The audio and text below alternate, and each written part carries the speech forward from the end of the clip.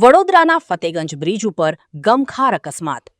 આજરોજ સવારે ફતેગંજ બ્રિજ ઉપર અમદાવાદથી મહારાષ્ટ્રની બસ જઈ રહી હતી ત્યારે ફતેગંજ બ્રિજ ઉપરથી બ્રેક નહીં વાગતા 3થી વધુ ગાડીના અકસ્માત, જેમાં કાર ચાલકોને ભારે નુકસાન। કાર ચાલકોના કહેવા પ્રમાણે બસની ભૂલ છે, પાછળથી ટક્કર મારી છે, જ્યારે તે જ બ્રિજ ઉપર કોર્પોરેશનની ડ્રેનેજની ગાડીએ 2 ગાડીઓને પાછળથી ટક્કર મારતા ભારે નુકસાન। બ્રિજ ઉપર ટ્રાફિક જામના દ્રશ્યો નજરે જોવા મળ્યા હતા, એટલે 5 જેટલી કારોને નુકસાન થયું છે। ચાર્જર ડ્રાઈવરનું કહેવું એવું છે કે બ્રેક નથી લાગતી, તો મારું કહેવું એવું જ છે બ્રેક ન લાગતી હોય તો ગાડી શું કામને ચલાવવી જોઈએ।